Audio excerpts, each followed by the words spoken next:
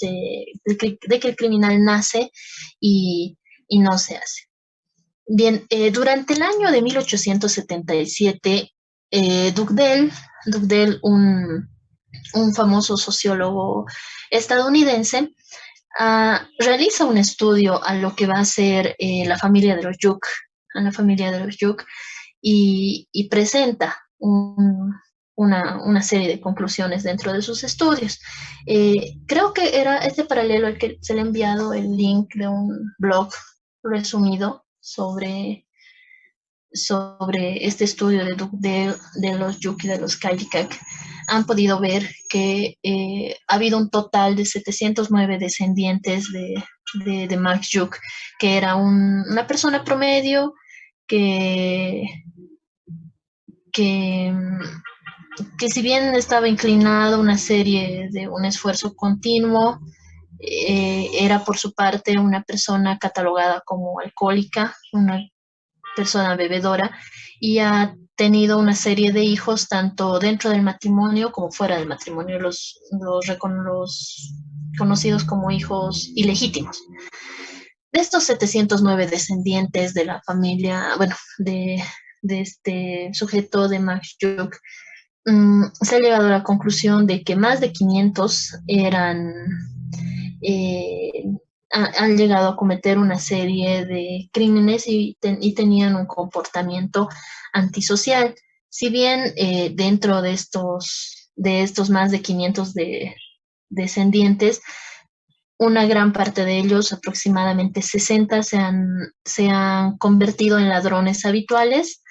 7 estaban catalogados como asesinos, 50 de las descendientes mujeres estaban catalogadas como prostitutas y 40 padecían enfermedades venéreas, lo que hacía que se conviertan en un foco de infección y vayan contagiando a las personas con las que mantenían relaciones sexuales. Entonces, Dugdale, en base al estudio realizado con Max Juk y de los descendientes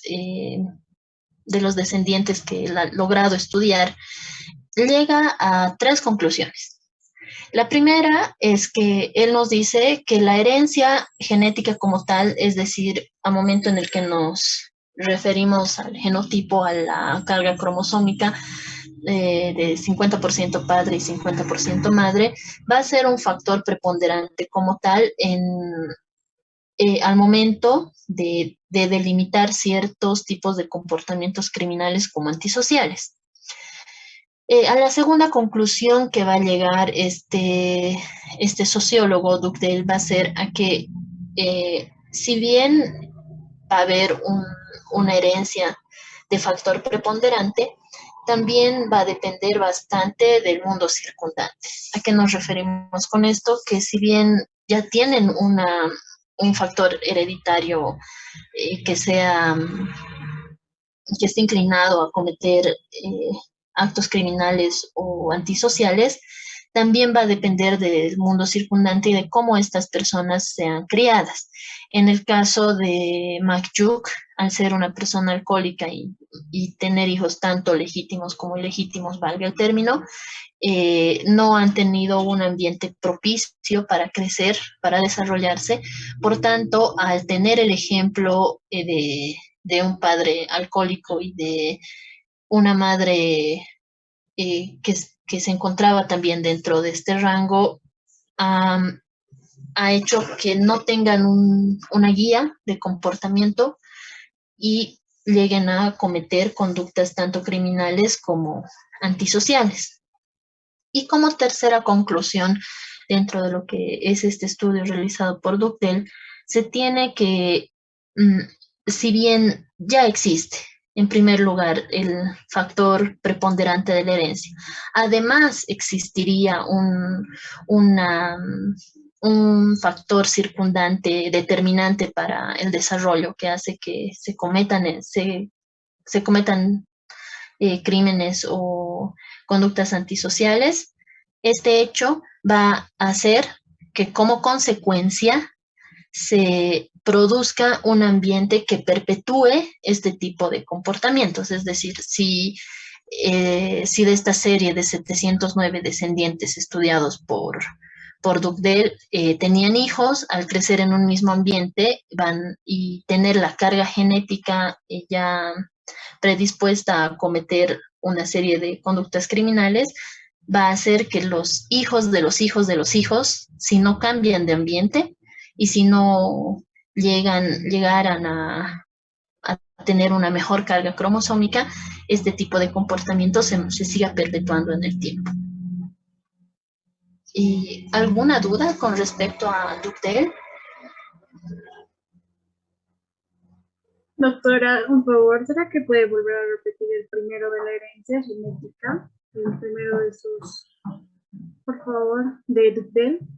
Claro, claro, claro.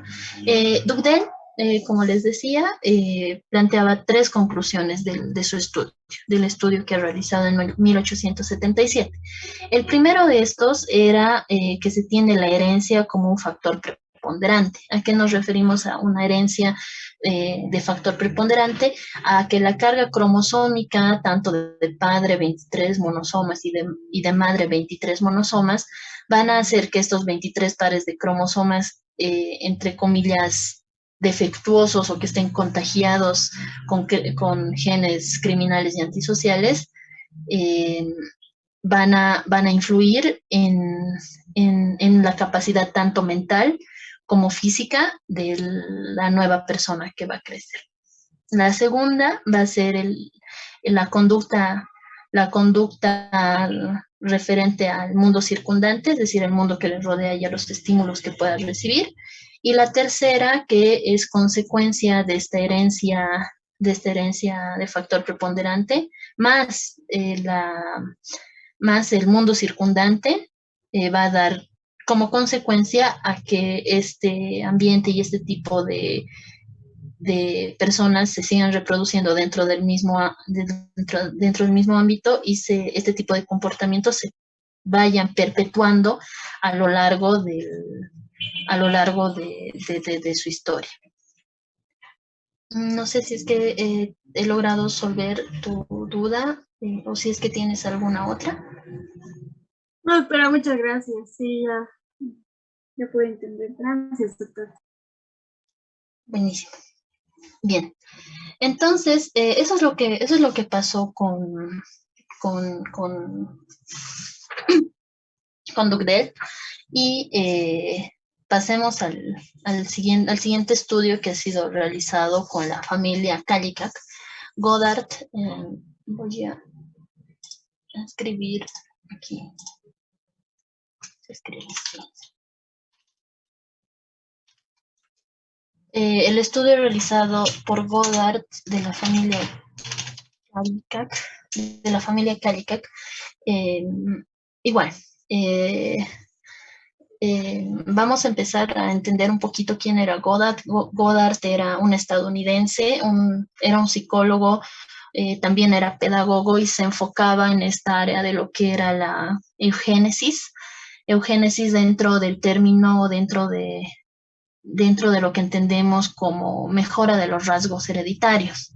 Este psicólogo Goddard hace un estudio de Martin Kallikak, que era un soldado que va a la revolución de los Estados Unidos y mantiene una relación con una mujer catalogada como débil mental.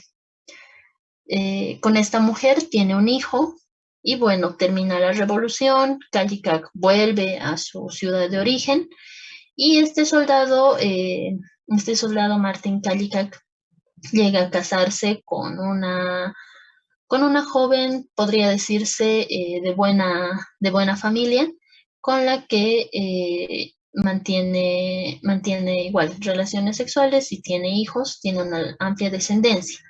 ¿Qué hace Goddard? Goddard busca al hijo procreado con la denominada débil mental y llega a ver que de esta familia del primer hijo de Martin Kallikak, se tiene 6 generaciones de hijos de descendientes y logra identificar que de estos 480 descendientes, lo voy a anotar acá, de estos 480 descendientes, 143 llegan a catalogarse dentro del rango de débiles mentales. Y bueno, los demás son catalogados dentro de los parámetros, entre comillas, normales. Sabemos que el término normalidad dentro de lo que es la psicología y la psiquiatría es bastante ambiguo, pero vamos a utilizar en este caso para efectos de esta clase el término normal. Eh, perdón, ya. De estos 480 descendientes, 143 fueron catalogados como débiles mentales y los demás eran normales. Empero, dentro de estos débiles mentales y descendientes, entre comillas, normales, van a identificarse una serie de descendientes inmorales sexuales, alcohólicos, epilépticos, prostitutas y criminales. Por su parte, los descendientes que tuvo Martín Calica con la mujer de buena familia no han llegado a tener ningún índice ni ningún rasgo de criminalidad.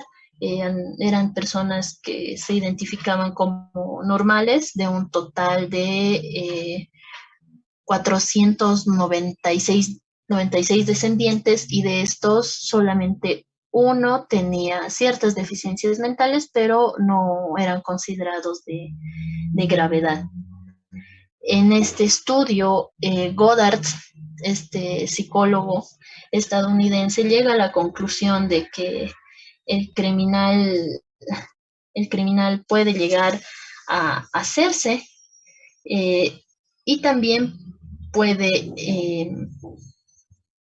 al hacerse y no hacerse, voy a escribirlo, no sé si es que se me escucha bien, el criminal no va a nacer como criminal, sino se va a hacer criminal por los espacios en los que este nuevo ser vaya a desarrollarse, no va a nacer, sino se va a hacer. Y como dato adicional, Goddard, este psicólogo, hace una comparación de estos débiles mentales con los estudios realizados por Lombroso dentro de este mismo rango también de débiles mentales. No sé si esta partecita de la familia Cálica ha quedado clara.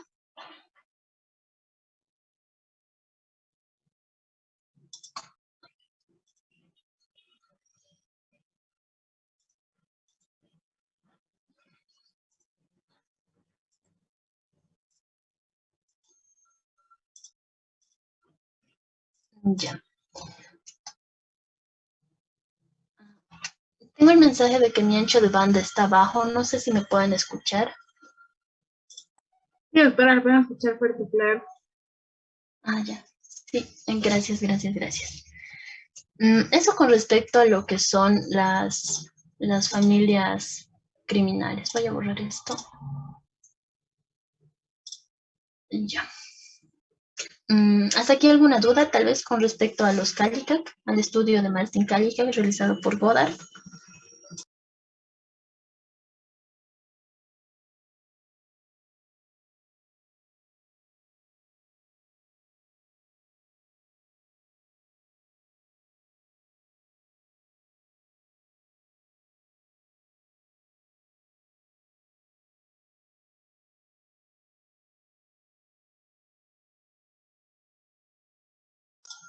Bien, creo que ninguna y está quedando claro. Ahora bien, eso con respecto a las familias criminales, tanto con respecto a los Kallikak y a la familia de los Yuk. Vamos a enfocarnos ahora en el punto 3.2, que es la teoría de los mellizos. Esta teoría de los mellizos ha sido planteada por Lange, lo voy a anotar.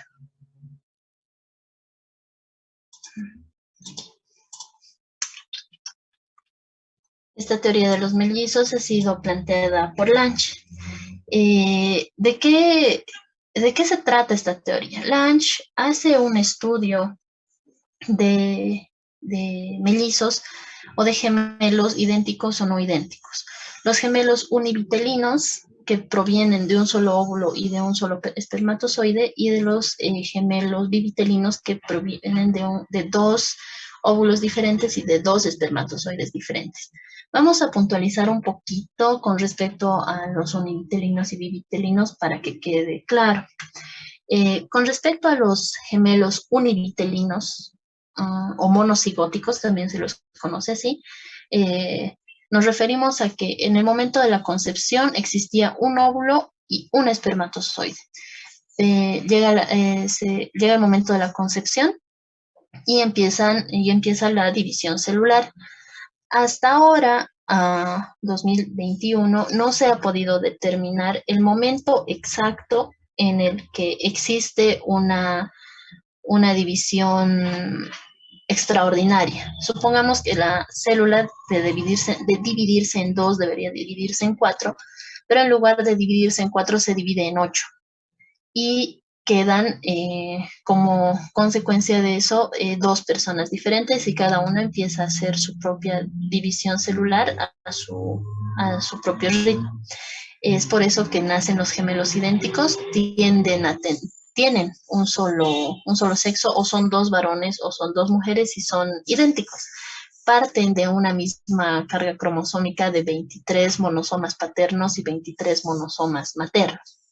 A diferencia de los gemelos bisigóticos o bivitelinos, que en el momento de la concepción existían dentro del útero materno dos óvulos y son fecundados por dos espermatozoides diferentes. Producto de esto pueden nacer o dos varones o dos mujeres o un varón y una mujer. No son como hermanos diferentes, pero que comparten el mismo espacio en el útero durante los 9 meses. No sé si me dejo entender con, con, esa, con esa explicación. Bien, entonces Lange va a hacer el estudio de estos gemelos, de estos mellizos, tanto de los univitelinos como los bivitelinos, y va a llegar a la conclusión de que de un total de 13 parejas de gemelos univitelinos y 17 parejas de gemelos bivitelinos, tras su estudio de que si existe entre ellos una conducta criminal, va a llegar a la conclusión de que con respecto a los univitelinos, es decir, a los gemelos monocigotos, a los que son idénticos, a los gemelos idénticos, de estas 13 parejas, 10 de estos gemelos van a tener una conducta concordante. ¿A qué nos referimos cuando hablamos de una conducta concordante? Queremos decir que estos gemelos, estos 10 univitelinos, han cometido, si uno de los gemelos cometía el delito, el otro también. A esto Lange denomina comportamiento espejo. Decía, son gemelos espejo, porque estos cometen un delito y se repiten entre ellos. A diferencia de las 17 parejas de gemelos bivitelinos, que nos dice que 15 de estas 17 parejas van a tener una conducta discordante y solamente 2 van a tener una conducta concordante. ¿Qué quiere decir? De estas 17 parejas de gemelos bivitelinos no idénticos o gemelos bisigóticos, 15 de estas parejas, uno de los gemelos ha llegado a cometer algún delito o ha tenido algún comportamiento antisocial, pero el otro no. Y solamente en 2 de estos casos había una conducta concordante, es decir, el gemelo A cometía un acto delictivo y el gemelo B también lo hacía. Este estudio realizado por Lange, ¿alguna consulta tal vez hasta acá antes de continuar con respecto a los gemelos monocigóticos y bisigóticos?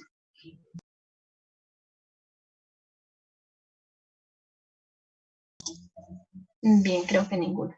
Eh, este, este estudio proporcionado por Lange ha sido bastante sonado en su momento, porque llegaba a la conclusión de que el factor hereditario o bien la disposición genética va a jugar un papel preponderante como una de las causas de delito. Pero como toda teoría ha llegado a tener sus críticas. En este caso, Sutherland, un sociólogo estadounidense, realiza una crítica y realiza sus propios estudios referente tanto a las familias criminales como a la teoría de los gemelos, de los mellizos de Lange. Eh, Realiza una crítica, esta crítica sistémica, y llega a una serie de conclusiones eh, referentes a que el criminal podría nacer, nacer criminal o hacerse criminal. Entonces, Sutherland nos va a decir, y bueno, van a ver a Sutherland un poco más adelante cuando estén hablando de biotipología, eh, pero en este momento vamos a hablar sobre la crítica. Sutherland nos dice que mm, el, el espectro, es decir, la muestra que toman estos investigadores, que toma Lange, que toman que se toma con la familia Yu o con la familia Kallikak, no ha sido la mejor manera de selección. Específicamente hace un énfasis en lo que va a ser Lange y nos dice que no hay una determinación clara con respecto al método de selección de casos. ¿Qué quiere decir con esto? Que que la cantidad de personas o la muestra que se tenía de personas para realizar este estudio estaba contaminada, toda vez que la muestra o las personas del estudio provenían o bien eran pacientes psiquiátricos o se encontraban dentro de algún recinto penitenciario. Entonces era obvia que la conclusión iba a ser de que los gemelos van a tener una conducta criminal si es que estos han sido estudiados o bien de un centro psiquiátrico o de un centro penitenciario. No, esta muestra no ha sido aleatoria como debería hacerse. Esa ha sido la primera crítica que ha realizado Sutherland. También otra de las conclusiones a las que llega Sutherland, les voy a escribir acá el nombre.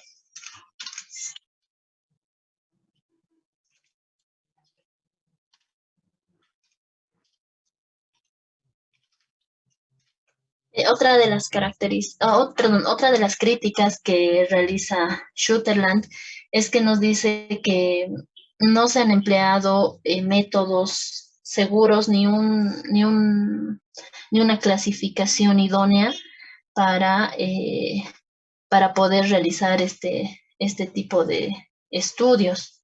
Solamente se han tomado en cuenta los gemelos cuando ya eran adultos y no se ha considerado el mundo circundante que los rodeaba para que lleguen a cometer este tipo de delitos o qué tipo de educación han ido recibiendo a lo largo de su crecimiento.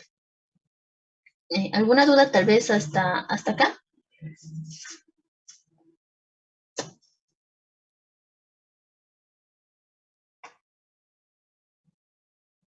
Mm, Otra de las críticas que realiza Sutherland es que nos dice que si bien se ha hecho un estudio dentro de los gemelos y nos dice que estos son criminales y que han tenido conductas tanto concordantes como discordantes, no se ha realizado un estudio a los ascendientes, es decir, a los padres, si es que ellos tenían algún tipo de conducta criminal o algún tipo de conducta antisocial o si es que tenían algún ambiente que no sea favorable para su desarrollo.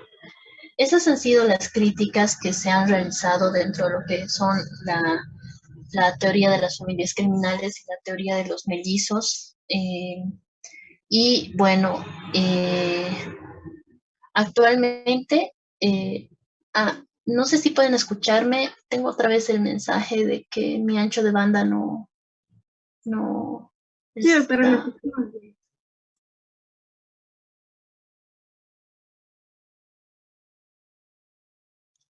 buenísimo. Ya. Entonces, a las conclusiones que llegamos con respecto a este tema de familias criminales y a la teoría de los mellizos es que sí existe, evidentemente, una determinación genética que pueda influir en la conducta del sujeto.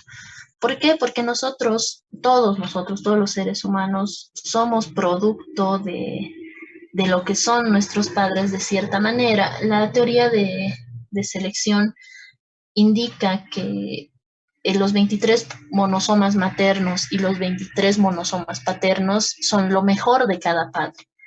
Lo mejor de cada padre para que el siguiente descendiente sea más apto para vivir en el mundo que le rodea. Entonces, esta determinación genética sí puede influir dentro de la conducta del sujeto, pero no existe y se ha descartado totalmente que haya un gen criminal como tal, o que exista un gen que que determine ciertas actitudes condicionadas de manera social.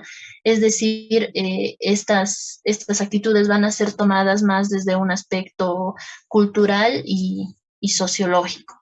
Mm, el clásico ejemplo es que no porque el padre sea el padre sea músico, el hijo va a ser también músico porque va a heredar esos genes. Es probable que sí, y además que sí herede ciertas cualidades, y además a eso se sume que los padres son músicos, entonces el hijo va a desarrollarse dentro de ese ambiente de la música y va a ser músico.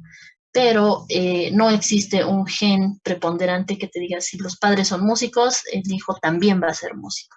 Influye bastante lo que es el mundo circundante, los factores culturales y los factores sociales que vayan eh, reuniendo, reuniéndose a lo largo de la personalidad, del desarrollo de la personalidad del sujeto.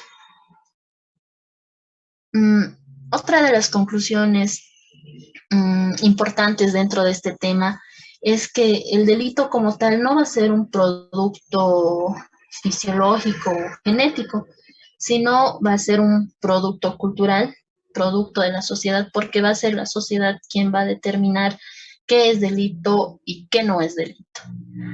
Um, el ejemplo, si es que lo ha dado el doctor en este paralelo, es que nosotros consideramos la bigamia como un delito, pero en otras culturas tener dos, tres, cuatro esposas siempre y cuando las puedan mantener un estatus igualitario no tiene ningún problema. Entonces, es más el delito como producto cultural y, y sociológico.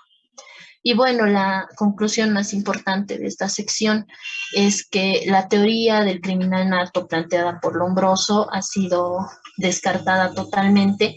El criminal no va a nacer como criminal porque no existe un gen criminal como tal, sino puede que exista una predisposición a delinquir, pero no va a haber una genética del delito como tal. Otra de las críticas que realizaba Schutterland dentro de sus estudios era que no podrían hacerse estudios entre familias netamente criminales porque los ambientes en los que crecen las personas son muy diferentes. Entonces, en caso de que hubiera un padre criminal y una madre criminal, si el hijo podría tener una predisposición, entre comillas, genética a delinquir, el hecho de que crezca en un mundo circundante beneficioso va a hacer que no, no tienda a ser como sus ascendientes. No sé si es que tienen alguna duda con respecto a las conclusiones hasta ahora.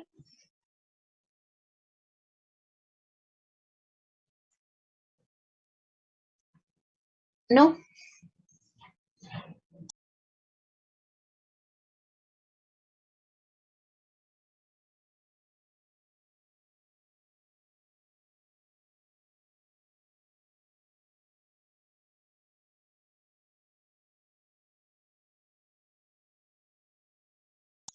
Bien.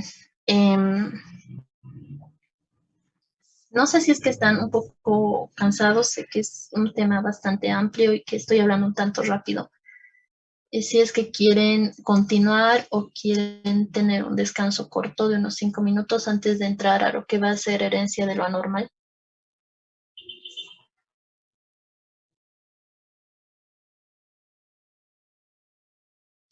Doctora,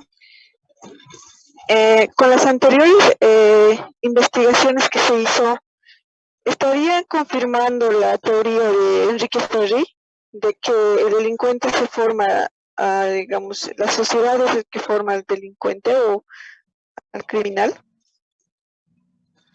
Ya.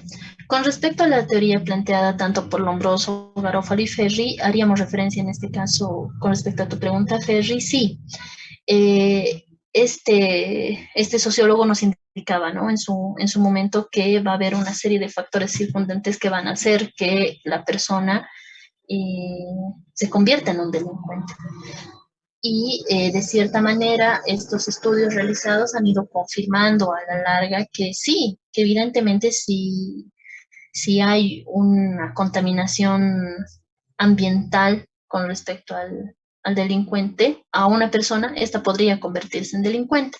Este tipo de, este tipo de fenómenos pueden observar ustedes en lo que es dentro de lo que es metodología de investigación en observación participante, en la que se han presentado casos en los que sociólogos trataban de estudiar a estas personas indigentes, por qué eran indigentes o cómo se organizaban, entraban dentro de ese círculo y ellos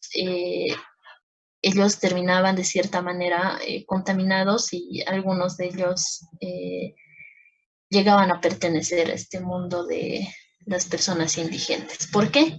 Porque dentro del método de observación participante debían incluirse como uno de ellos y al estar rodeados de este tipo de personas llegan a adquirir ese tipo de comportamientos. Sí, la respuesta es sí. Gracias, doctora.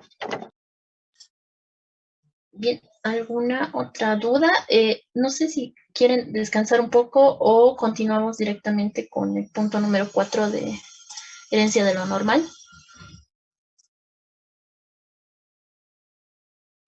Sí, doctora, descansar, por favor. Descansar unos 5 minutos.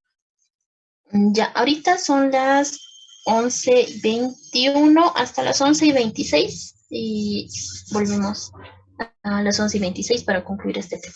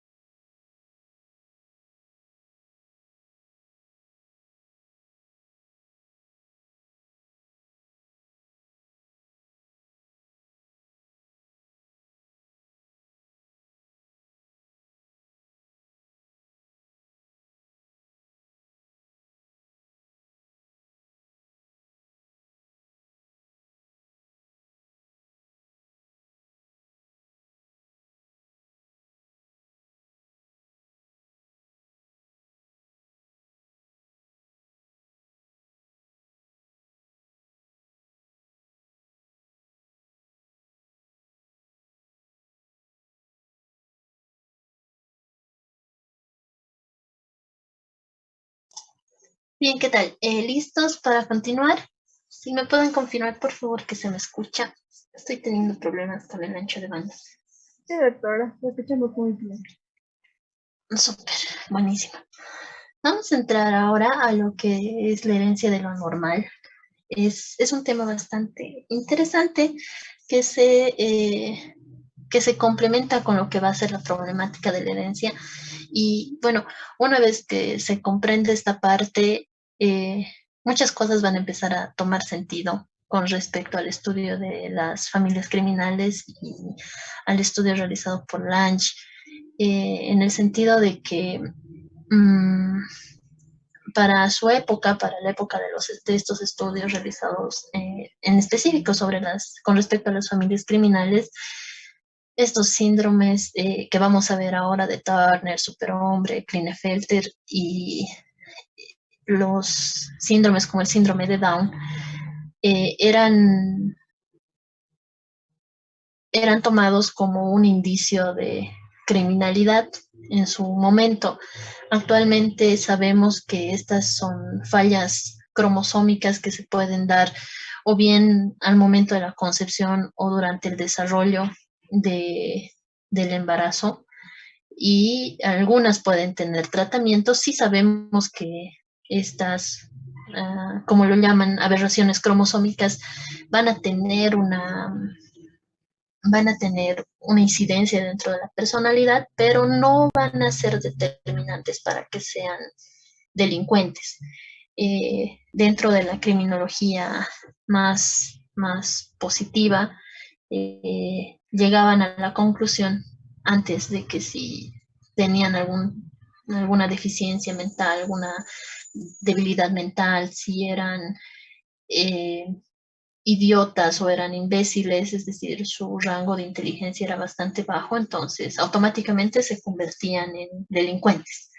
Pero sabemos ahora que si bien una persona puede sufrir alguna deficiencia, mmm, algún tipo de debilidad mental o algún síndrome, este puede ser tratado, y con el tratamiento correcto esta persona llega a tener una vida o una calidad de vida relativamente normal dentro de los parámetros que nosotros consideremos como normal. Llega a relacionarse de manera normal y llega a tener una vida normal.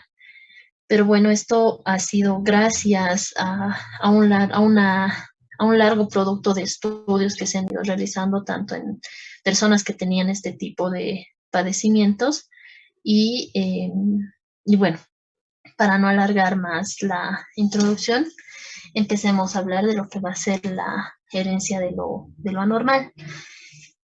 Como lo dice su nombre, el término de herencia, de transmitir de los padres a los hijos, debemos considerar que dentro de esta herencia genética, de esta transmisión de padres a hijos, pueden existir alteraciones genéticas. Alteraciones genéticas que se pueden producir a momento de la concepción, como lo es el caso del síndrome de Down.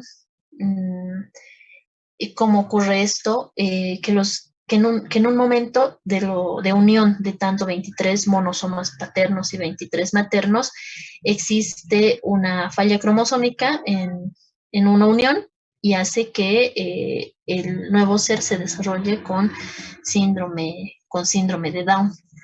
O pueden influir otros factores, que el óvulo no se encuentre en una de las mejores condiciones y no pueda desarrollarse el nuevo ser de manera idónea, lo que podría dar paso a un síndrome de Down, a un síndrome de Cri-du-Chat, a un síndrome de Turner. Entonces, estas alteraciones genéticas pueden llegar a ser a presentarse dentro de lo que es el momento de la concepción. Y otras ya alteraciones genéticas, otras aberraciones genéticas pueden ser producto de lo heredado, tanto por el lado paterno, por el materno. En este caso podría presentarse pongamos el ejemplo de Huntington. Si una madre sufre Huntington, se puede transmitir a la hija, mujer, en un 50% sí o en un 50% no. Es como una ruleta rusa. Lo mismo va a pasar con, con la diabetes, con el Parkinson o con enfermedades relacionadas a, al lado neurológico en el ser humano. Entonces, para la criminología, ¿cómo va a ser esto importante? Recordemos que eh, la criminología se va a dedicar a estudiar el porqué de los delitos. ¿Por qué va a ser importante?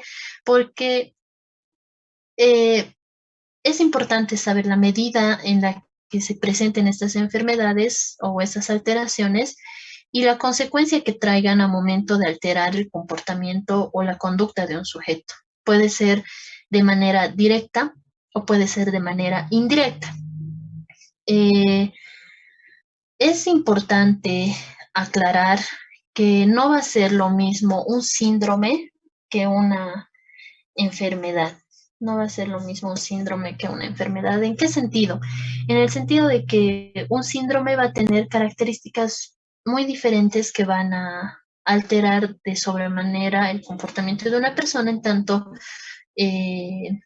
una enfermedad es algo que está fallando dentro del ser. Vamos a dar dos ejemplos. El primero, que va a ser el ejemplo de la hipertensión. Sabemos que este es ya es un síntoma que nos habla, ¿no?, de la existencia de la presión arterial alta en los flujos sanguíneos, lo que va a producir en su momento cambios de humor en el comportamiento del sujeto. Por su parte, dentro del otro ejemplo, que sería la diabetes, va a considerarse dentro del rango de enfermedades heredadas y va a presentar por su parte un cuadro complejo en el que una persona con complexión, como lo diría Ernest Kretschmer, de complexión pícnica, va a llegar a terminar como una persona de una complexión leptosoma, es decir, una persona bien gordita, bien bajita, va a llegar a ser bastante delgada y arqueada. Entonces, este tipo de enfermedad heredada va a hacer que exista una alteración en el comportamiento del sujeto por una serie de hormonas que no se van a estar desarrollando de manera correcta, en este caso en el páncreas. Estas enfermedades de base biológica y estas alteraciones sí van a causar una alteración en la conducta del sujeto. No van a desarrollarse dentro de los parámetros, entre comillas, nuevamente normales, y van a causar una serie de reacciones. Para esto, y para ir ya un poco a lo que va a ser los síndromes como tal, tenemos que tomar en cuenta un término muy importante, que es el término de herencia recesiva. Habíamos hablado de herencia al principio, ¿no? De aquella transmisión genética de padres a hijos. Pero también debemos considerar el término de herencia recesiva. ¿Qué quiere decir esto? La herencia recesiva va a ser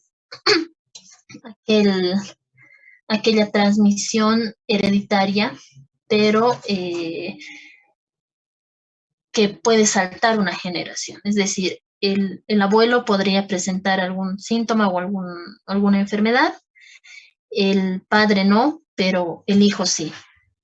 Este tipo de transmisión por herencia tanto regular como la herencia recesiva, pueden presentarse tanto en rasgos fisiológicos como neurológicos. En el caso de los rasgos fisiológicos hablábamos sobre la hipertensión, la diabetes, el Huntington, y dentro de las consideraciones neuropsicológicas o neuronales o psicológicas, psiquiátricas, se pueden presentar alteraciones de la personalidad, como, como cuadros de, como cuadros de estados maníaco-depresivos o cuadros de esquizofrenia.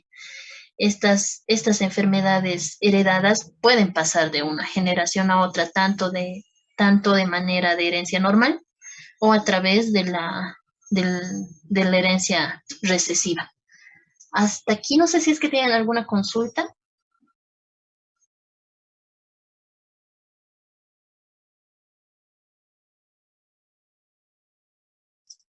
Doctora, sí, yo tengo una duda. Usted dijo de la herencia de los rasgos fisiológicos y neopsicológicos, si no me equivoco, ¿verdad, doctora? Neurológicos o sí, neuropsicológicos. Dentro de los rasgos fisiológicos hablábamos, ¿no? De enfermedades que pueden verse. Huntington puede ser hereditario. la, sí, ciertos rasgos, ¿no? La diabetes, pero dentro de otro aspecto más psicológico, más psiquiátrico, más neuropsicológico, puede ser hereditario ciertos estados, como un estado maníaco-depresivo o un estado esquizofrénico. Pueden presentarse como herencia continua o desde un punto de vista de herencia recesiva.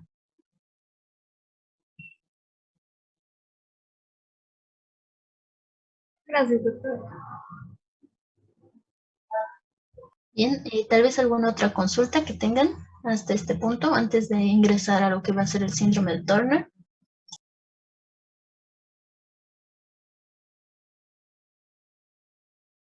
Sí, doctora, buenos días o buenas tardes, perdón. Sí.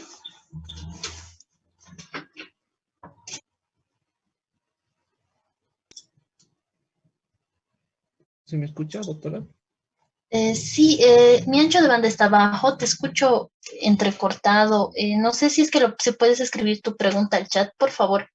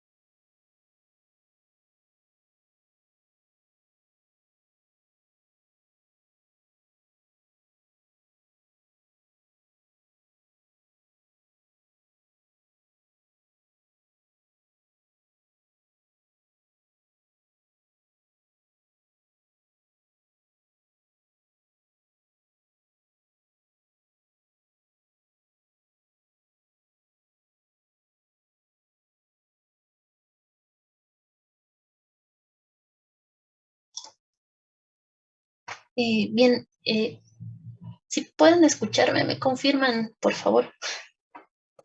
Sí, se escucha. Sí, doctora, la escuchamos muy bien. Ah, ya, súper. Para el compañero que quería realizar una pregunta, por favor, le pediría que lo haga a través del chat de Zoom. Le voy a responder en cuanto realice su consulta y porque no podía escucharlo, lo escuchaba bastante entrecortado. Bien, si es que no hay ninguna otra duda antes de entrar a lo que van a ser los síndromes. O ha quedado clara la introducción a lo que va a ser la herencia de lo normal.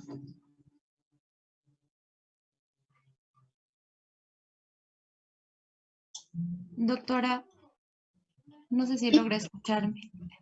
sí, ahora sí te escucho. Doctora, tengo una consulta sobre la herencia autosómica dominante. ¿Entraría dentro del rango de la herencia de lo anormal? Ya que tenemos en cuenta que este se produce por un gen dominante, el cual puede afectar tanto en el comportamiento como también físicamente a la persona. ¿Entraría dentro de la herencia de de lo anormal, doctora? ¿Qué tipo de gen me dijiste? No, es la herencia autosómica dominante. o sea que va a haber un Ah, ya. cromosoma dominante, el cual puede Sobre, afectar el comportamiento también de la persona. sí. Cuando nos referimos a herencia de lo anormal, queremos decir que van a ser todas aquellas alteraciones que no se encuentren comprendidas dentro de un rango, entre comillas, normal de la unión de ambos, de 23 monosomas de la madre y del padre.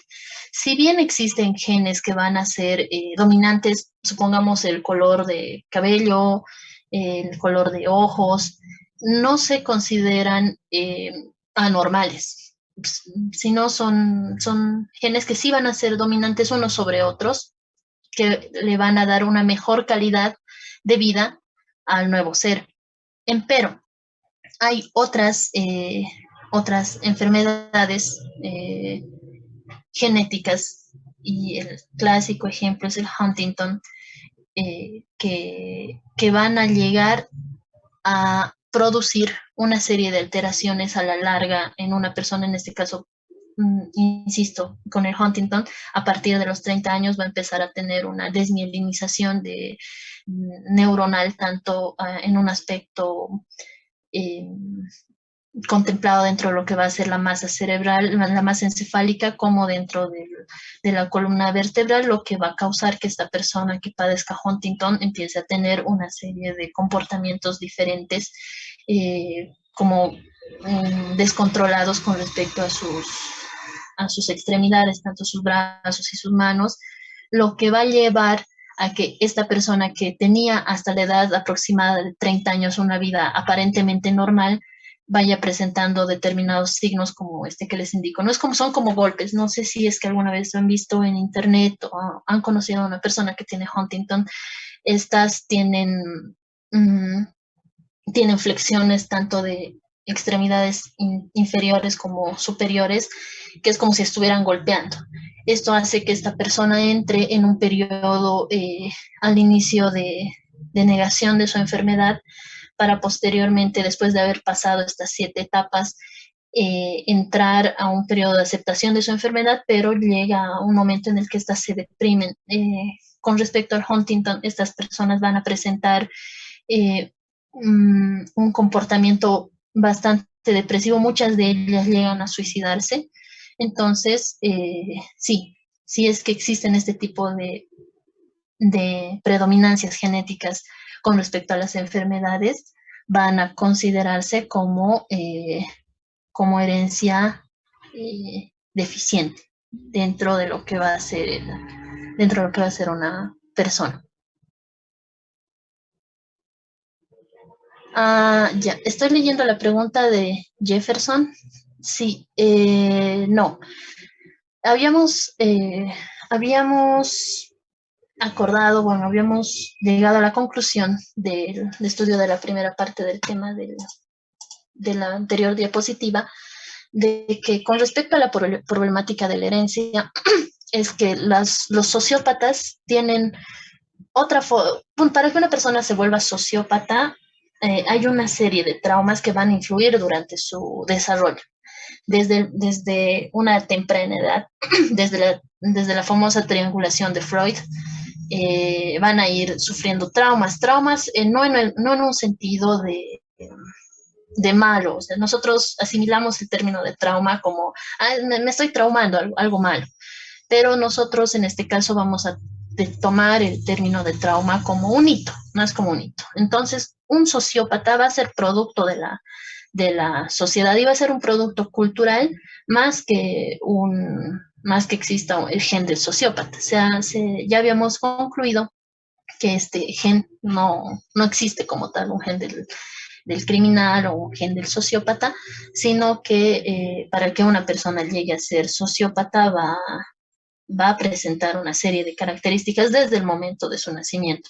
Dentro de la triangulación de Freud, no va a ser una triangulación normal padre, madre, hijo, sino que va a implicarse una madre castrante sobre el padre, que va a influir en el desarrollo del hijo, que no va a tener una percepción relativamente normal de lo que sería una persona, Y a eso hay que sumarle una serie de factores, tanto culturales, porque tienen que tomar en cuenta que los sociópatas no se van a hacer en determinadas culturas, por la forma en la que estas se van a manejar. No sé si es que he logrado responder las preguntas. No quisiera ampliarme. Tal vez podríamos hacer otra reunión con respecto a los sociópatas. Es amplio. Hay teorías que nos hablan de los sociópatas y van a partir de Freud o van a partir de Lacan. Entonces sería interesante hacer un estudio. Pero no hay ese rasgo hereditario de ser sociópata como tal.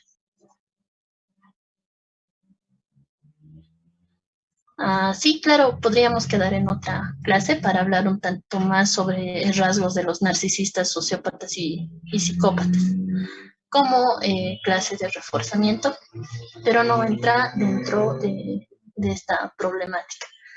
Ya es más un producto cultural. No sé si es que he logrado responder ambas preguntas.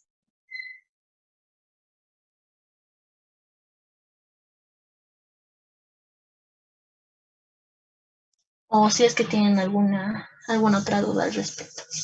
Ya, súper, buenísimo. Entonces, continuamos con el tema 6. Aquí está. Empezamos a hablar de lo que es el síndrome de Turner, el síndrome del superhombre y el síndrome de Klinefelter. Para ir un poco sintetizando lo que son sus características, también voy a incluir al final de cada explicación el grado de criminalidad, así que el punto del 4.1 al 5 los vamos a como que unir para que no hayan dispersiones. Bien, para empezar a hablar de estos síndromes tenemos que tener esta premisa muy clara, la voy a anotar acá. Sabemos que estamos compuestos de cromosomas. Cromosomas que van a determinar el color del pelo, el color de ojos, nuestra contextura, nuestra talla, nuestro peso. Dentro de estos cromosomas tenemos los cromosomas sexuales. En nosotras las mujeres se presentan como cromosomas XX, y en los varones se van a presentar como cromosomas sexuales XY. Es por eso que van a ser los varones quienes van a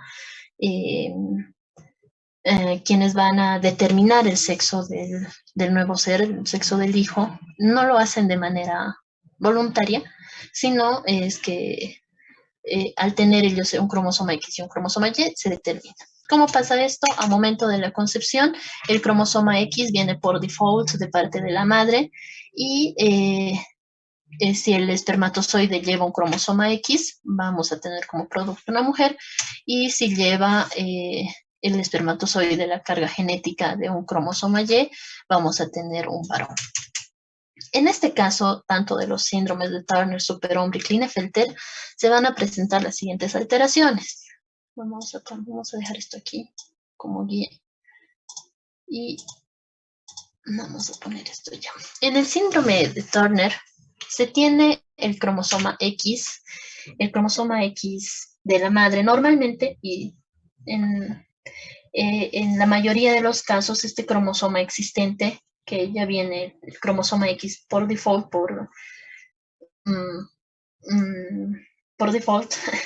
viene procedente de la madre, lo que quiere decir que esta falta de un cromosoma se expresa con un 0, va a radicar en el espermatozoide defectuoso. No va a ser normal, como se ve en la parte de arriba, no va a tener uno de los cromosomas sexuales, solamente va a tener el cromosoma X.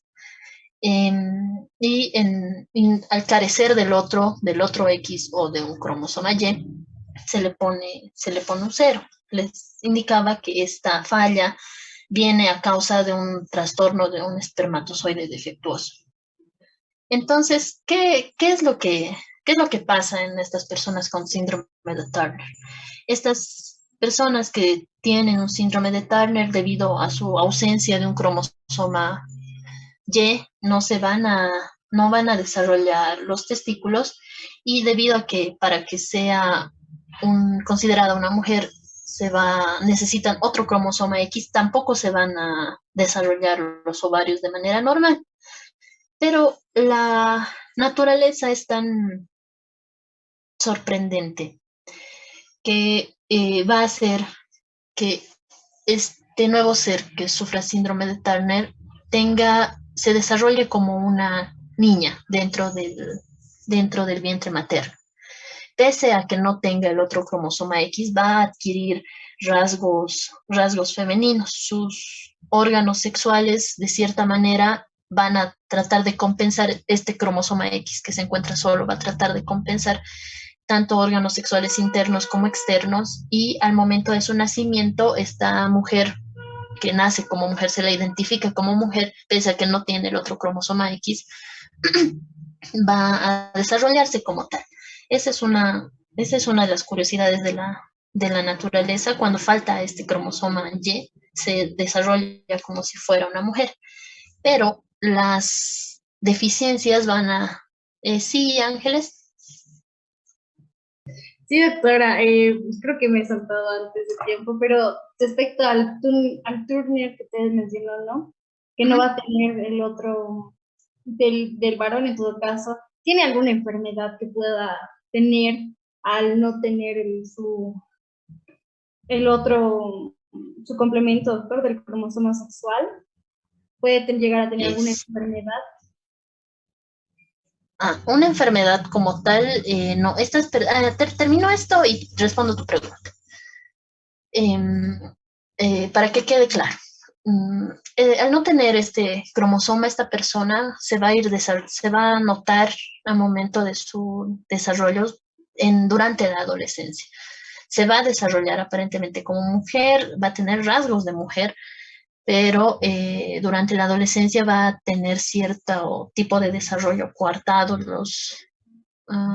desarrollo que sería normal en una mujer. Por ejemplo, las caderas anchas, la definición de la cintura, los hombros redondeados, la adquisición de cierta grasa en determinadas partes del cuerpo. Entonces, la persona que sufra o que tenga el síndrome de Turner no va a experimentar ese tipo de cambios. ¿Por qué? Porque su hipófisis no está lista, o bueno, no ha sido adecuada para que pueda secretar estrógenos y pueda desarrollarse de una manera normal. Actualmente se pueden administrar hormonas si es que se descubriera, o si es que se diagnosticara este síndrome de Turner en una persona. Se pueden administrar estrógenos para poder inducir de alguna manera la pubertad y la maduración sexual. Pero estas personas no pueden tener hijos porque no tienen ovarios y por tanto no pueden producir óvulos. Con respecto a su personalidad, estas personas en un inicio, quienes no han sido diagnosticadas a tiempo, quienes no han tenido un tratamiento hormonal, tienden a ser personas bastante retraídas, bastante cerradas, porque se sienten diferentes a los demás. Son excluidas de cierta manera dentro de un rango, y se ha demostrado que una parte de ellas se ve afectada en el aspecto intelectual, es decir, su inteligencia tiende a ser un poco menos del promedio. No se ha mostrado un rango de criminalidad comprobado en un estudio. Son personas bastante retraídas. Se mantiene la teoría de que las personas que tienen síndrome de Turner, al no poder expresar del todo su sexualidad, tienden a tener tendencia a cometer crímenes sexuales. Con respecto a la pregunta de Camille, si es que sufrieran alguna enfermedad, si nos referimos a un punto de vista fisiológico, van a tener las mismas enfermedades que una persona normal. Se pueden enfermar, pueden contraer cualquier tipo de enfermedad. La deficiencia es que no van a llegar a desarrollarse como mujeres ni como varones, sino que la naturaleza les da, les da características de mujer sin ser a la falta de ese cromosoma. Ya son las 12, nos faltan todavía dos síndromes. Si es que los podemos terminar ahora o si es que tienen alguna otra clase, me pueden confirmar el dato, por favor. Sí, doctora, tenemos otra clase. Ya, entonces voy a solicitarle al doctor si es que nos puede brindar una parte de la siguiente clase o en su defecto podemos quedar para esta noche para terminar con estos dos síndromes. No son muy ampulosos. Sí, doctora, yo estaría de acuerdo. Por la noche y tarde, quedar bien, sería bueno. Ya, a las 8 de la noche, ¿les parece bien? Si es que ya han terminado todas sus clases hasta esa hora y no tengan un choque de horario. O hay alguien que no puede.